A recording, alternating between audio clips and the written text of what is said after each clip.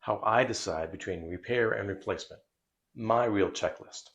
So every week I talk with people trying to figure out the same thing. My doctor says I need a replacement, but why not a repair? When you hear words like tear, damage, or arthritis, it feels like there's only one path forward. But deciding between a repair and a replacement isn't that simple. It's about what your shoulder still has to work with. And today I'll show you the exact checklist I use to think through that decision.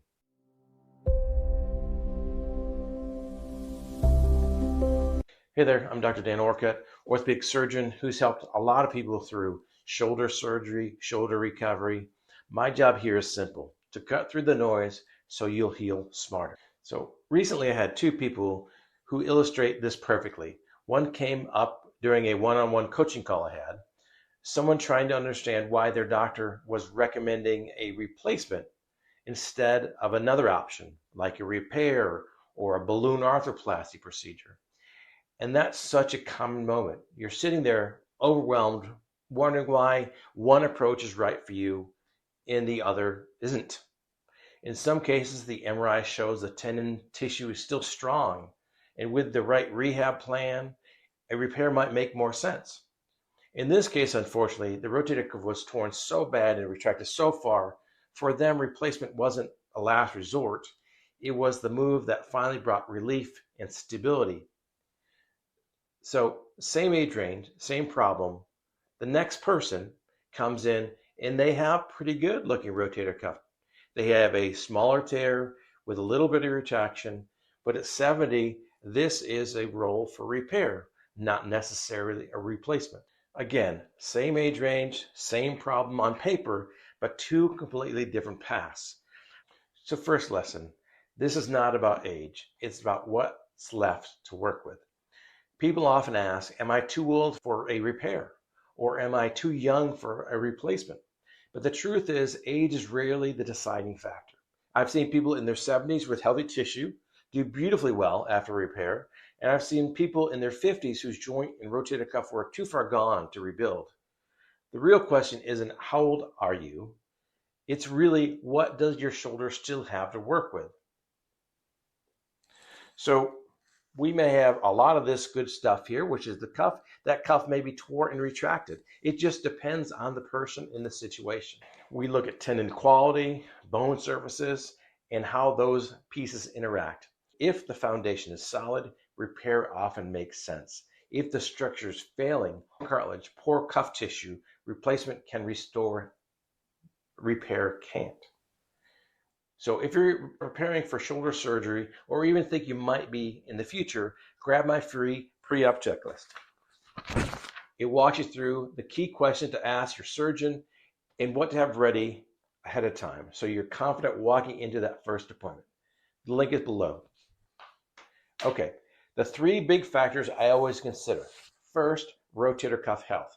If the tendon tissue is strong and flexible and minimally retracted, repair is often possible. If it's thin, retracted, or scarred, replacement may be your best option.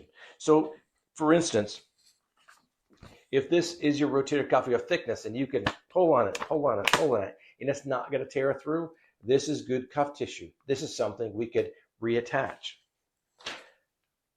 In another situation, the rotator cuff might be like wet tissue paper. You pull on it, it falls apart. That is bad rotator cuff tissue. That rotator cuff tissue will not remain repaired even if you can repair it in surgery. Second, bone and cartilage. A healthy joint surface means we can rebuild around it. Once it has a lot of arthritis and it's worn, you can fix the tendons all day long, but the pain won't go away because you have this grinding, rough surface between ball and socket. If that's the problem, rotator cuff repair will not help. That's when we decide between an anatomic replacement versus a reverse shoulder replacement. So sidebar, replacement and arthroplasty means the same thing. So if someone says, I'm having a reverse shoulder arthroplasty, it means the same thing as I'm having a reverse shoulder replacement. Same thing with an anatomic shoulder. You can have an anatomic shoulder replacement, means the same thing as an anatomic shoulder arthroplasty. Okay, moving on. Third, what are your goals and level activity that you want? Not everyone needs to throw a baseball again. For some, success means sleeping without pain or dressing independently. For others, it's golf or swimming or working overhead. The plan has to match what your needs are and what your shoulder needs to do, not what looks best on an MRI or a post-op x-ray. We need to be able to get you where you need to be. By the way, have you ever worried you'll fix your rotator cuff and then later need a replacement? If so, hit like and say, yes, that's me. Lesson 3, my real checklist for deciding between repair and replacement.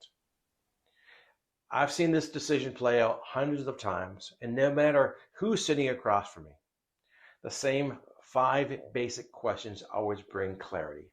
Can the tissue hold repair?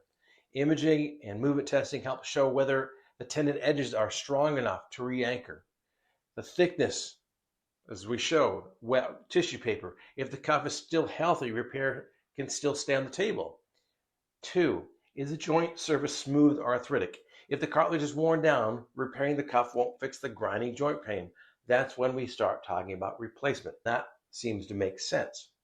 How is the deltoid working? The deltoid, right, the big muscle here, can sometimes pick up the slack for a weak cuff.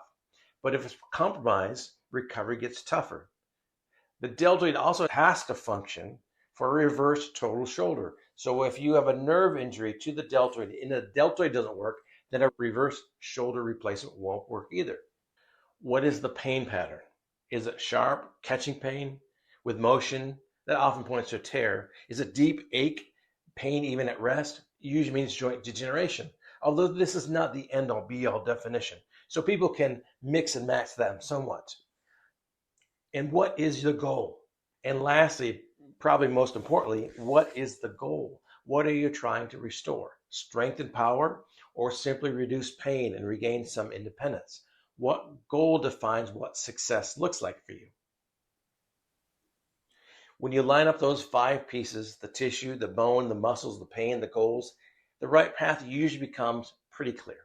So what's the hidden mistake? The hidden mistake is thinking you waited too long. A lot of people worry that they've missed their window, that waiting too long means they can't fix their shoulder anymore. But the truth is, it's almost never too late to get help. Even when the rotator cuff can't be repaired, modern replacement techniques like the reverse total shoulder can still restore comfort and motion. Maybe not perfectly, but improve it quite a lot. What does change over time, though, is how much strength and independence you can preserve before surgery. So instead of thinking, I've waited too long, the better mindset is, what's the next best step for where I'm at right now? That shift from regret to clarity is what keeps recovery on track and outcomes strong. So let's wrap this up. Let's close this out. Repair or replacement isn't about which surgery is better. It's about matching the plan to your shoulder and your life. The right decision brings relief, confidence, and momentum again. So before you move forward, download that pre-op shoulder checklist. It's the same guide I've used to help thousands of people prepare for these decisions with clarity and confidence.